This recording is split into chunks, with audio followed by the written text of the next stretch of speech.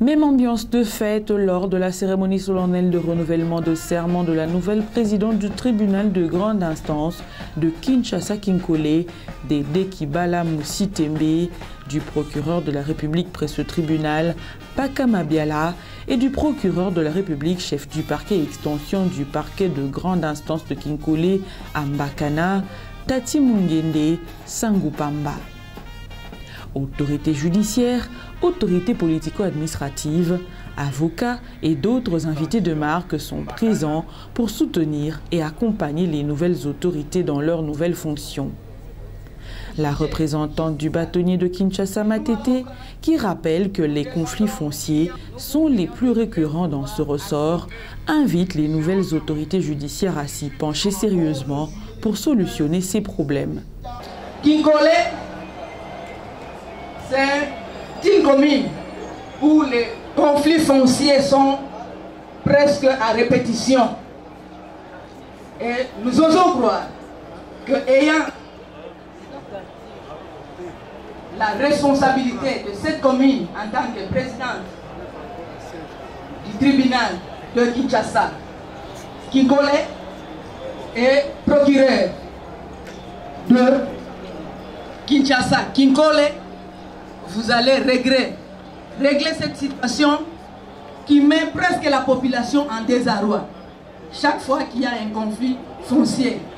Et aussi, vous remettrez les différents chefs coutumiers, parfois qui sont à la hauteur parfois du désordre que nous vivons ici à Kinkole en matière foncière.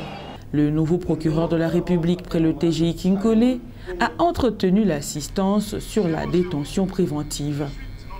Pakama Biala a précisé qu'une personne placée en détention préventive continue de garder ses droits. Cette mesure constitue le moyen de parvenir à certains objectifs, dont celui de permettre à l'exécution des investigations, de garantir la présentation de l'inculpé devant l'officier du ministère public, de l'empêcher de modifier des preuves ou indices matériels, d'empêcher qu'ils ne fassent pression sur les témoins ou les victimes, ainsi que sur leur famille ou leurs proches, d'empêcher également qu'ils ne se concertent avec d'autres personnes susceptibles d'être ses co-auteurs ou complices, et enfin de garantir la mise en œuvre de mesures destinées à faire cesser l'infraction. Une personne qui est placée en détention préventive continue à garder ses droits.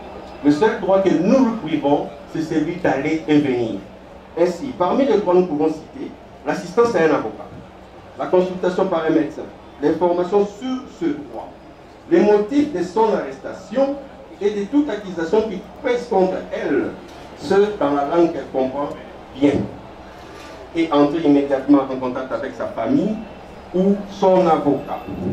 Cependant, malgré tous ces efforts, vous allez constater que la violation de ces différents droits que nous venons de citer est faite, notamment dans les milieux carcérales.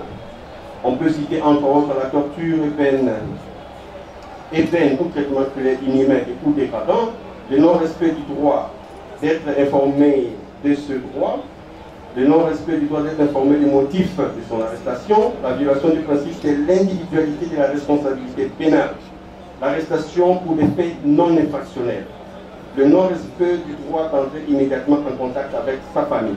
La nouvelle présidente du TGI Kinkole s'est apaisantie sur le critère d'équité qui devrait guider les magistrats et les juges dans leur travail. Durant son mandat, elle s'est engagée à redorer l'image de la justice dans sa juridiction. La véritable équité vient de Dieu lui-même, qui inspire les juges de la façon dont les décisions de justice doivent être prises et de la façon dont les justiciables doivent être traités équitablement. Les Écritures nous fournissent bien des conseils de faire preuve de l'impartialité et de l'équité lorsqu'elles disent dans Deutéronome 10-17 que Dieu ne fait acception des personnes et ne reçoit point de présent. Ces versets interpellent notre façon de rendre justice au service tant des pauvres aux riches, sans discrimination aucune, pour l'effectivité de l'état du droit. L'équité devait nous guider pour faire respecter les droits humains. Ce principe d'équité est aussi consacré à l'article 14 du Pacte international relatif aux droits civils et politiques du 16 décembre 1966. Le constituant congolais a tenu à réaffirmer dans le préambule de la Constitution son attachement à ces principes de l'équité consacrés par ces instruments juridiques internationaux des droits humains auxquels la République démocratique du Congo a adhéré et l'a énoncé à ses articles 19, 20, 21 et autres qui reconnaissent à tout citoyen justiciable les droits à un procès équitable. Promettons de faire du tribunal de grande instance de Kinshasa-Kinkole une grande référence en matière de procès équitable. Les nouvelles autorités du tribunal de grande instance de Kinshasa-Kinkole disposent d'une expérience et d'un parcours élogieux dans la magistrature. Elles se sont engagées à travailler pour une bonne administration de la justice. Après les discours, ils seront jugés par les actes.